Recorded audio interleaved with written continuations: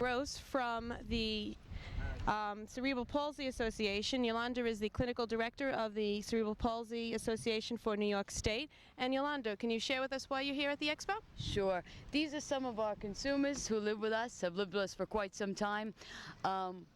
In UCP, community inclusion is very important to us. We get the guys out there, make them part of the neighborhood, and also increase the awareness of the neighborhood so they know that these guys are just part of the neighborhood, not something to be afraid of, not something to run from their neighbors like everybody else. So we like to get them out to share the day with everybody else. Very good. Can we meet them? Sure. This is Ram.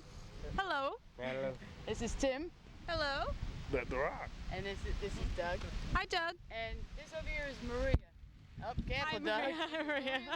What we call direct care staff, and these are the people that never get enough credit because these are the people that stay and take care of these guys every day on a daily basis. You're absolutely right. They're very dedicated people. Thank you. Well, listen, it's very nice to have you here. You're a part of Lynbrook, and this is a very important day and time for us, and it's nice to have you all here, okay? And especially you. I heard you're going to be winning all the races here a little later. Yeah. All right, good man. But you're going to challenge them, right? Okay. Really good. And, of course, these people here who take care of these young men do a wonderful job, and it's certainly a pleasure having them down here. It's really nice to have you, and we're going to have a lot of fun today, right? Okay. Thank you. Any relation to the Wrens in the school district? I'm not. And once again with the mayor. And can you introduce yourself? Hi, I'm Richie Renz. And what brought you down to the Expo today? Well, myself and my family came down to see all the wonderful equipment from the police and all of the vendors. It's really a beautiful day and a lot of nice activities going on today. There certainly are, right? Oh, yeah. Richie Renz, of course, we're honoring him. He couldn't come to the board meeting when we gave citations out for doing such a great thing in wrestling. This man here, he's still a kid at heart because he's still wrestling in programs, and he wins. So what did you take? What was your third place in the division? This year I took fourth place at super heavyweight. Super, I could see that. I could see that. I don't want to meet you in a dark alley, and I'll be a nice guy, all right? Don't get me on the ground. Okay, and then we're looking forward to having a great day, and it's nice to have you all here. And thanks for coming yourself. Oh, okay. Okay. Thanks a lot. This is the lady I'm going to be speaking with. Byrne from the Franklin Hospital Medical Center right now, and Colleen and a bunch of the ladies are here doing glucose testing and diabetes testing for residents in Lynbrook. Colleen, would you like to share with us what you're doing? We're doing blood glucose testing. It's measuring for diabetes for the community. Franklin's very committed towards our community outreach with our administrators, and we're very happy to be a participant of this Lynbrook Expo. Very good. And here we have somebody getting tested over here right now, and they're telling us that they can have the results in a minute, so that people can walk away knowing whether they are their glucose levels are accurate and their diabetes, that they're safe from diabetes. Can we just? Is it painful? No. Do we have the results yet? She's a little sweet. Oh, she's a little sweet. Okay, we're all sweet in Lynbrook. Who have dangerous levels of sugar in their blood. Well, they're not necessarily dangerous. If the levels are abnormal, our nurses here do some initial diabetic teaching, and then we refer them to their family physicians. We also have a lot of diabetic educational material through the hospital and through educational support groups in the community. That's very good. It's very helpful. Hi, here we are with the New York Police Department. Hi, everybody. Welcome to the Lynbrook Expo. Good morning. Thank you. How are you? Well, we're grateful to be invited. Oh, we're so happy to have you here. Tell us a little about what you want to get across to the people today. We are in the middle of a recruitment drive, and we're looking for the best and the finest for the city of New York. And we have the application here today. And quickly, let me just give a brief requirements of what is needed to become the finest in the city of New York. In order for you to take the examination, all you have to be is 18.5 years old. And however, that requirement will be changed by the day of your appointment, the day of hiring. It will change age-wise from 18.5 to 22. Academically, you have to have the 60 college credits or 2 years of active military services. The residency-wise, you can live in Nassau and also become a police officer for the city of New York. And if you're an American citizen, you have to have good health, and they cannot be convicted of any felonies. Pretty much, that's a very brief requirements that's required for the city of New York. What's the difference, the 18 and a half to the 22 and a half? Depending on what they're going into? Well, the 22 basically, that's the minimum age for you to enter the academy, because the law requires in the state of New York, you have to be 22 in order for you to carry a weapon. That's the reason. So at 18... You can be 18 and a half to take the exam. Oh, okay. All right, to get yourself ready. Right. To determine if you can do that. Okay. Thank you very much. We're glad to have you here. Thanks for coming. Take good care. And here we're with a U.S. Marshal? Yes. And your name? My name is John Quaranto. Tell us a little bit about what you want to get across today at the Expo. And we're just here to let people know what we do, because we are in process now of changing the job around. They're going to be starting to hire a lot of people probably in the next year. It's going to be for a lot of prisoner transportation, court work. We are basically we're the enforcement arm of the federal courts. We bring a lot of prisoners into the courtrooms, and we do fugitive arrests, people who would skip bail or escape, probation violators. So we're just here to let people know about that. Hopefully they want to come work for us, because we're short-handed. We need the help. You're short-handed. It sounds like a fascinating career. It's got its moments. Been all over the country on behalf of the government. We're bringing, it's part of it is when prisoners are arrested in other countries. Somebody's got to go get them. So fortunately, that's me. What kind of training do you need? Oh, they like to see a college degree, but you can usually get around that with some sort of, like if you've been a police officer for a few years, that can work towards instead of the college degree. And then once you get hired, you go for about 15 or 16 weeks of training down at the academy in Glencoe, Georgia. And then you come back and you go to work. Is there an age requirement? You have to be at least 21. 21. Yeah. Okay. And then not older than 35, I believe. The government still holds themselves to those restrictions. They don't hold anybody else. They retire them at 35, or they just don't take them in after 35? No, you can't come in after 35 because you have to be able to do 20 years, and by the time you're 55.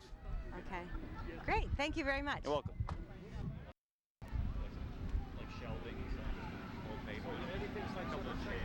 Hi, and here we're with the North Shore Long Island Jewish Health System.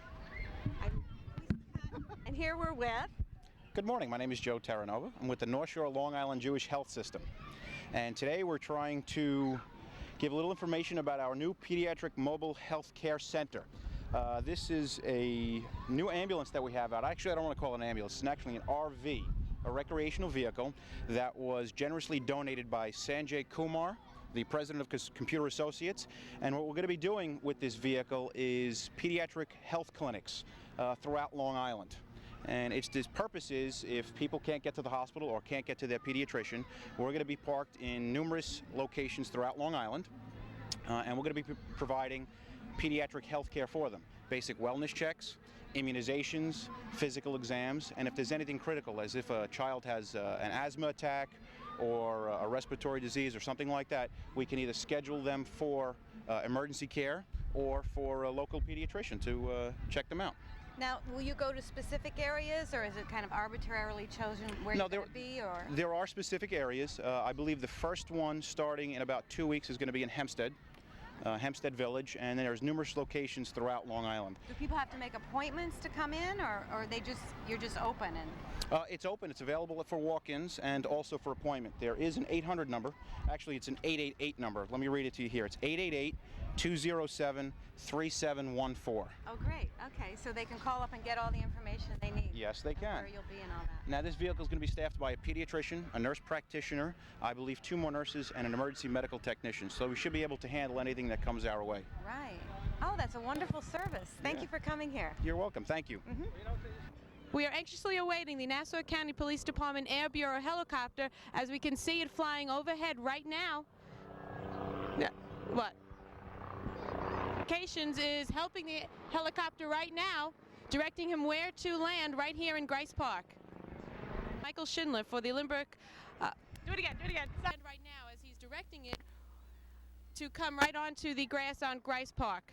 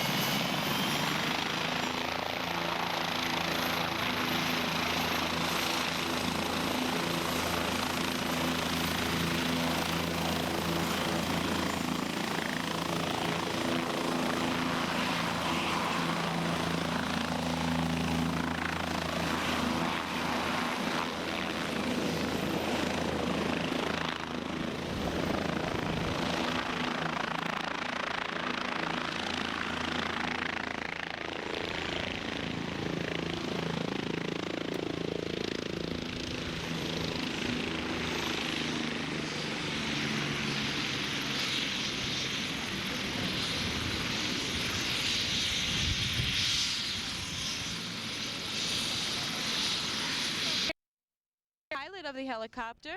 What is your name, sir? Dick Hammond.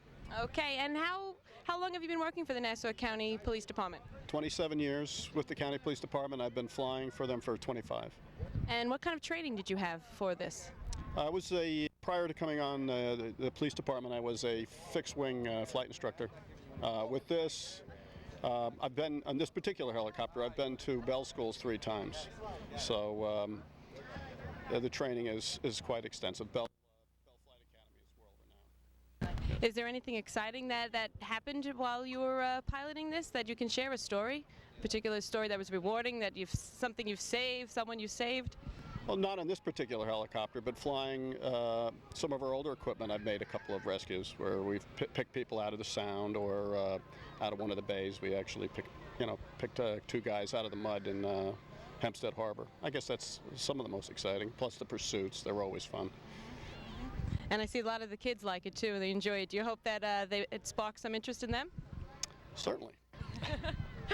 With it, or is there any special equipment or gear that's needed for those pursuits? Well, the pursuits, basically, they're the Mark I eyeball we use for that. But in order to find some of the people that we do searches for, some of the criminals and stuff, or even people that are lost, we have a FLIR system, which is forward-looking infrared. It's not mounted on this particular ship right now, but the ship is capable of that. We could see at night fairly well. We also have a night sun on here, which is 30 million candle power. If we were at 400 feet here, you could read a newspaper here on the ground. Wow, pretty impressive. Yeah, I've probably landed on most of the major roads in Nassau County for accident victims. We do a lot of work, especially after burns. Someone was burned or something. We, due to the fact that the medical center is the only burn center, usually if it's far from the medical center, we do the medevac to the burn center because of the time involved. Must be very rewarding for you. I enjoy it. That's nice. Certainly, yeah. 2 minutes, 2 minutes. Can you show us what's inside? Oh, certainly. First of all, with the medical equipment, this aircraft is dedicated for medical equipment. If you want, I can have my partner, he's our medical technician, he can go over some of the medical equipment we have and what exactly he does. Sure, that would be great. Officer. Rich Maurice. Hi. You want to show us a little bit about how this works, what happens here? We don't know anything, so tell us, take us through it. All right.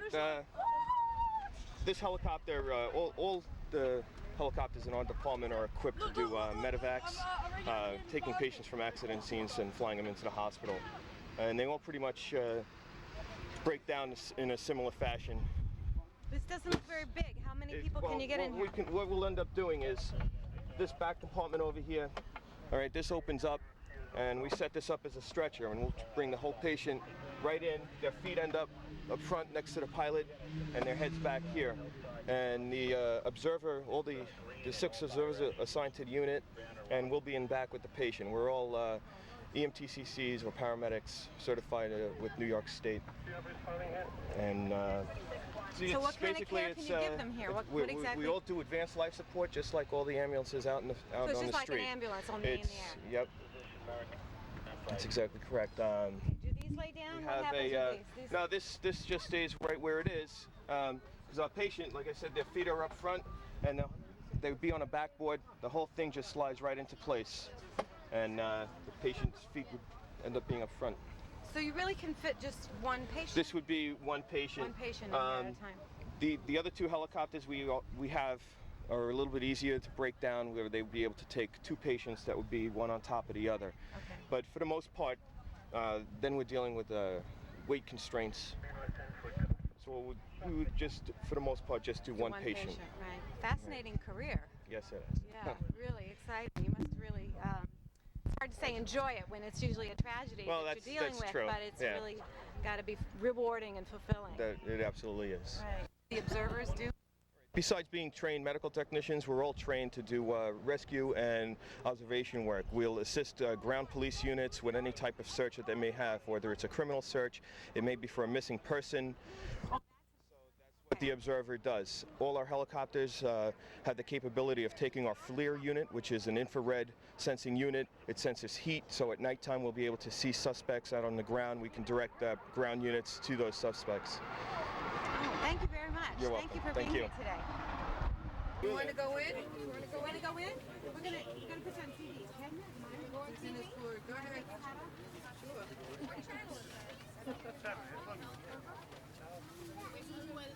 Okay, Brandon, you're being your Which way does? Okay, well I'll ask you that. We have a candidate here who would like to show us how this stretcher system works. So I'm going to hand him. What is your name? Brandon. Brandon's going to show us how this actually works. God forbid he'd ever have to get in here. He's not going to have to. But I'm going to pass you off to Rich, and he's going to show us how this works. Because they got the stretcher all set up. Okay? So this is Rich. How you doing? All right. For the most part, when we're picking up patients, either from the fire service or other police department ambulances, patients will be prepared on a long backboard. This way we'll be able to bring the fire department stretcher right over to our helicopter, and then we would just load them right in, foot first. The head would be over here so that once I get into back with the patient, I'll be able to talk to the patient or do whatever airway management might have to be done with the patient. Basically, we get them loaded up. All right, buddy? Just lay down. You don't want to lay down? There we go. As you can see, we're equipped with advanced life support equipment, with oxygen, suction, EKG. We have all the medications that all our ground ambulances would have. All right, come on. Tell me when. Okay, and now we are with. You're with. Prosperity Bakery. Tell us a little about your business and where you are and all that. We on 103 Atlantic Avenue.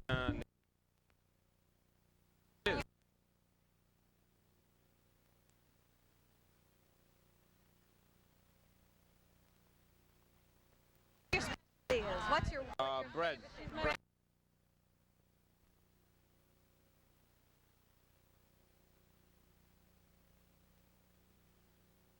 How did you learn your Because I grew up in Italy. I came here when I was 17 years old. That's it. From family, like From from family. like my grandfather, my grandmother. So this is a real family happening here. That's great. And how long have you been at Prosperity? Prosper, we've been there for 5 years now. 5 years. We've been there for 5 years. So you love baking? Yeah.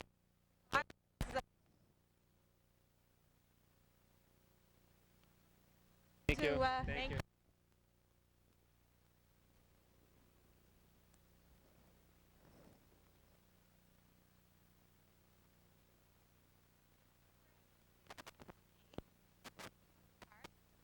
Hi, my name is Natalie, and I work at A La Carte.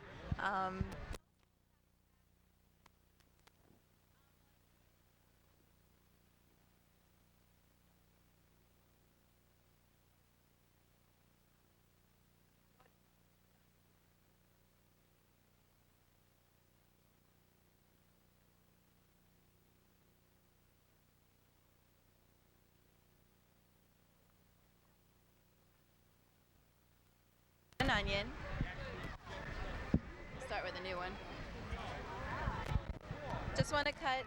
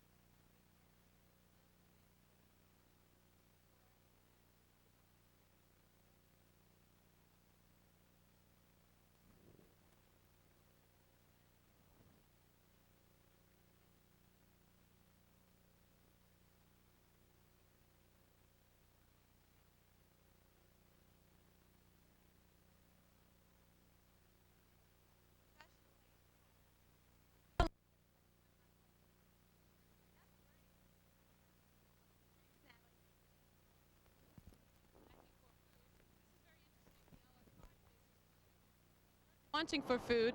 This booth right name? Hi, my name's Natalie. Natalie, how long have you been with? I just started here in March. That's when I graduated from college up at Johnson & Wales in Rhode Island, and I've been working with Polly Talbot. She's the owner, and the school's been here for about a year. It was actually the anniversary, a year in July. What kind of classes do you offer? We offer a big range of classes. We do from intermediate basic classes and also to advanced type of like evening in Tuscany or an evening in Provence. We also do private parties that are, if you get a group of 12 people or more, we could do a great little party of you and your friends and just doing little cooking classes together. Okay, I see you're giving away a free knife skills class here. Would you like to show us some of the knife skills? Sure, I'm doing a little demo here on how to cut onions and carrots. And this is the correct way to cut an onion is to cut the tip off so you have a flat side. And then what you want to do is cut down through the base. And then you can do little slits in the skin so it'll make it easier to peel off.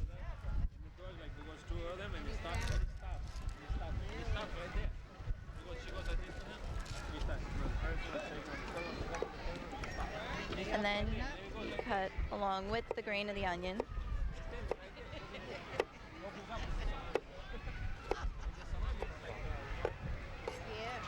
And then you slice horizontally through the onion and then straight down. And you have a nice even dice. That's exactly how I do it. Oh, that's great.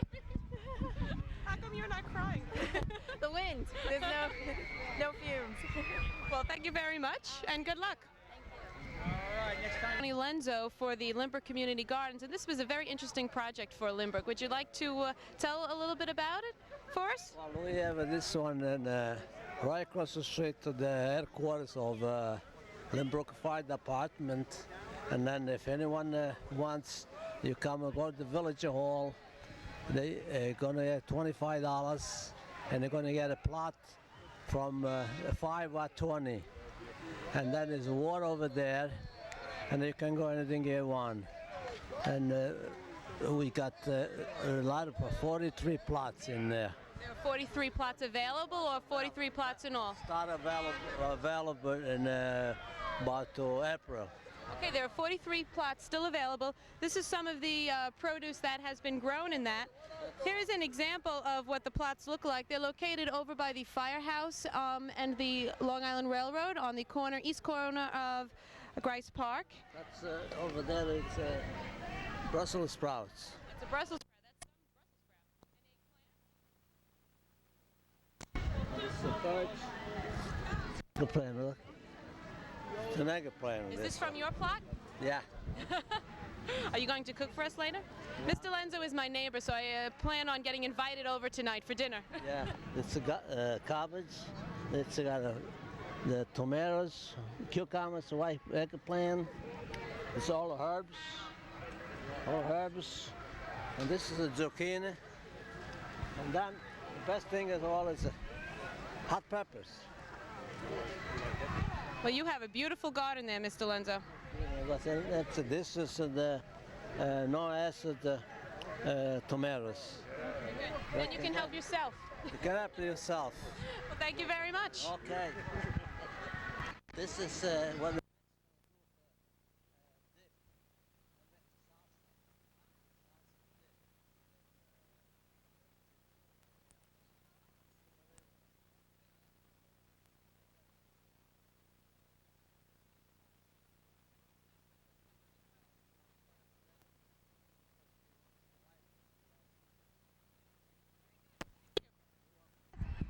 Steve Joseph, Paul Crispy. And you are Federal Aviation Special Agents. Special Agents. And tell us a little bit about why you're here and what you do. Well, we're here to spread a little information about passengers, what passengers should carry on an aircraft. And what kind of things? Well, there's certain things, basic household items, things you may carry in your purse or on your... Not supposed to have on an airplane. Right, that could present a danger to yourself and the rest of the people on the plane while they're traveling. Of course, it's a different environment It's a pressurized environment. There's a lot of movement, and these things could cause problems. What kind of things? Give us an idea. I'll let Paul elaborate a bit. Normal household items such as spray paints, nail polish remover, What about hairspray? hairspray, anything in a aerosol can that's under pressure.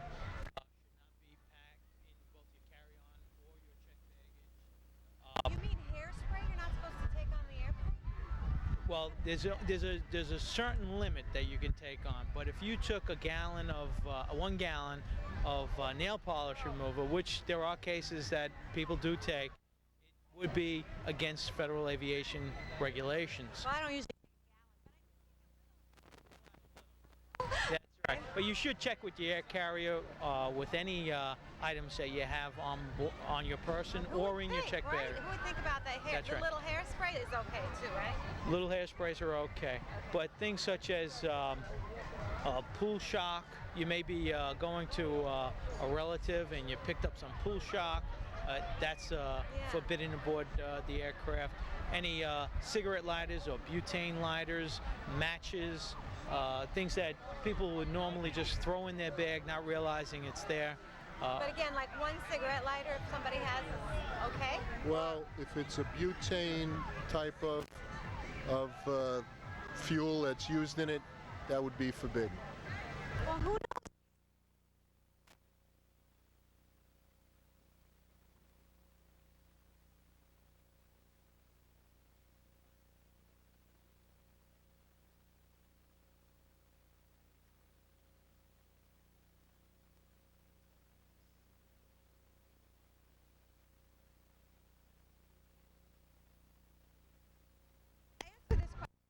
Cell phone. Turn your telephone off. Well, actually,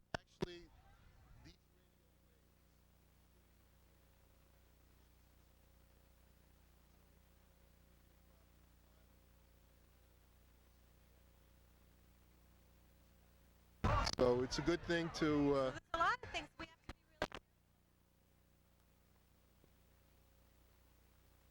really. Look at him.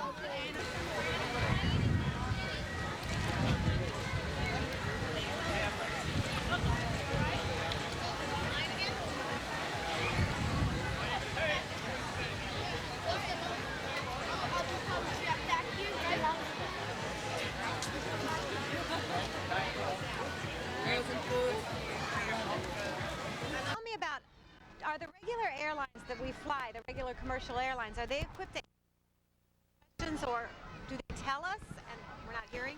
Well, if somebody at the ticket counter or one of their telephone line people could not answer the question, always ask somebody in the cargo facility of an airline. They have trained specialists who know exactly what it should be. Even though a ticket counter person may not always know everything, they'll direct you. They'll know who to ask. Okay, and do you also regulate cargo? Yes, we do, and cargo is from a cargo security standpoint. That's something for the security of the aircraft, counterterrorism type of measures that we get involved in. Okay. So to make it a little hairspray is okay in your suitcase. Sure. Okay. There's a maximum quantity. It's something that you should really check into. There are different aerosols. There are pump-style hairsprays now as well. So. And those aren't a problem. No problem. Okay, just a strong aerosol. Right. Okay. All right. Thanks so much. Well, if you always have a specific question about any commodity, you could always go on the web, www.hazmat.gov. Okay. So that's Say it again. www.hazmat.dot.gov. Okay, great. Okay. Thank you very much. Very interesting. No. And Bill. No. See this here? Now, what do you think? A little more? Yeah. How about it more? Yeah.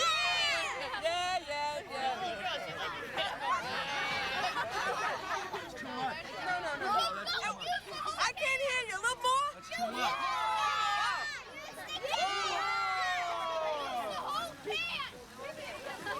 How's that, Bill? Bill. That's too much. Where's Lee? I think that's too much. No. Where's the nectar? Let me give you a nectar. That's what nectar should go. How about it? A little more? Yeah. You want this one? More? No, that's too much. Oh wait, my friend doesn't have any. Well, right there. Wait, Bill. No. No cheating. Mary. That's too much. Excuse me, Bill. You know the rules? Do I start now? No. It's on a count of 3. All right? No hands. No hands. Excuse me, no hands. All right? Now, everyone, are we ready? Yeah, more than everybody else's. Oh, you don't have enough? Oh, all right. Another one down there. Oh, he doesn't have enough. How much more? Should we give him more? No, more. There we go. Did you say more? No. What do you think, Jim? No more. More. No more. Jim, come here for a minute. Come here. Gotta come in for a minute. No, we need you. Come here. Just call your friend. No more. What's that? Your friend with... Chief, no more. My money's on What do you Hendrick. think, Chief? No more. John, what do you think, John? No, Chief, no more. No more. No Jimmy. more. Chief, no more. No. He's got a head start now. It's no good. What do you think, guys? No. No more. No more. All right, now. That's good. I don't need a mission. No.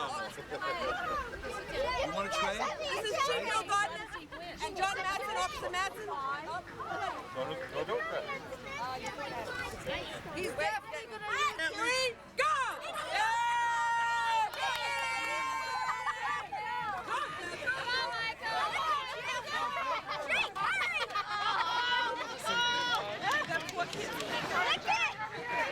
Bobby's done.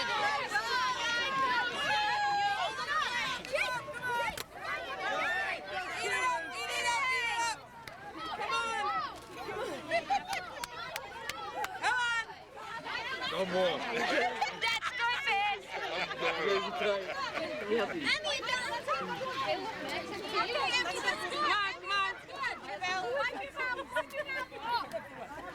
We need cooking. Hang on, let's start. You done, Perry? Come on, Bill. Come on. Come on, Bill. You can do it.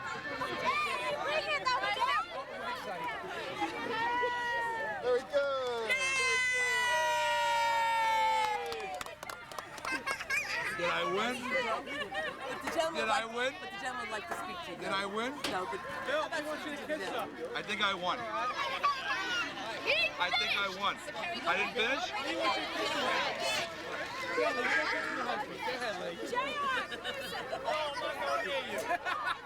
I think I won. Lee, come here for a minute. Look who's here. You lovely guy. No way. Come here. He wants a kiss, Bill.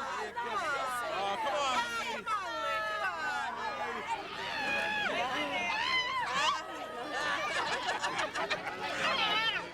Lee. Come here, Lee. Did I win? No.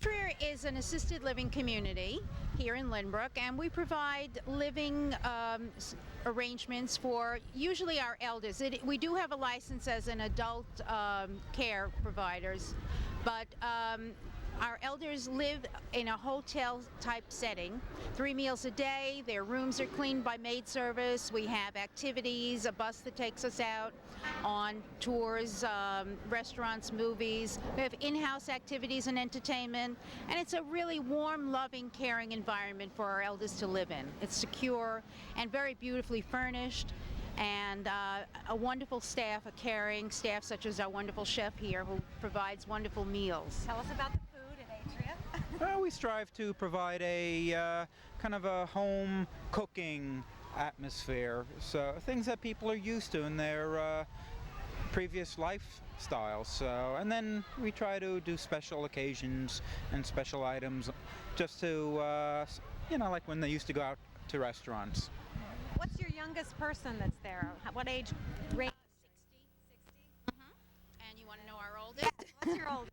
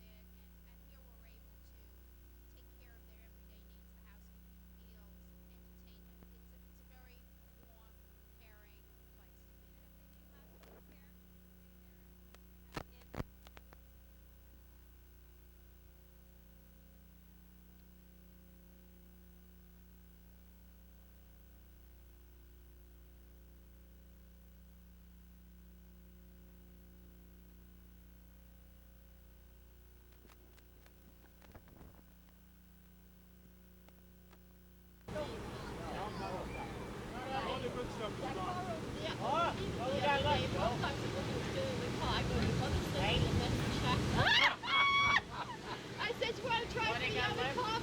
I go, you want to try for the other one? You're going tomorrow, sir? Yeah, sure.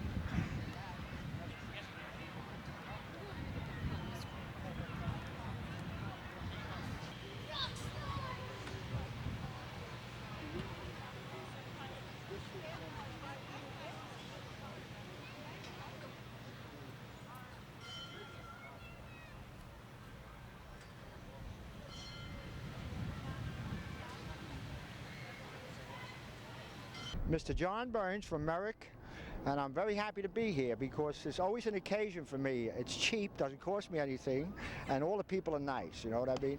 And it's just a nice day, so what can I tell you? It's just great to be here. We're glad you're here, and I think we interviewed you before at the car show. You did. But we didn't really see your car, so I want you to tell us a little bit about this car. Well, I've had this car for almost 25 years, and black is always a nice color.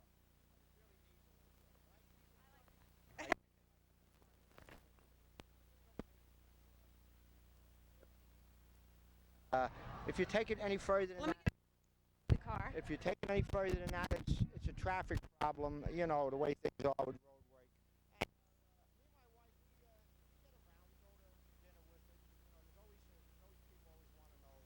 people always want to know. It's a lot of enjoyment. And the most important thing is really it's very easy to get parts. It's a Ford. No, it's a Ford product. Yeah?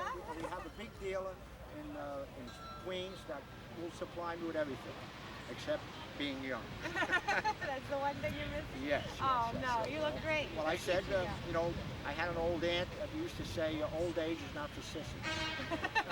Isn't that the truth? That's the truth. I like the dice. Yes, yes. Les, That's did you a get the 50. dice? That's a 50 of kind of a nostalgic, you know, way back in the 50s before you were born. Had it for so long. You know what I mean? I never had a flat because I only put about, in 25 years, I put about 10,000 miles on it. Okay. So my tires are actually rotting before I'm getting flat. As far as anything else goes, I change the oil, try to run it in the winter time, stay out of the snow, rain, my windshield wipers work good. The only problem I have is driving at night, which with my new car, I can't really see that good. And the young people do not know what a hand signal is. You know, when you stick your hand out, Right, they don't know what you do. one girl thought I was making a penis sign. Thank you so much. Thank you. Thanks for coming here. Thank you. I enjoy it.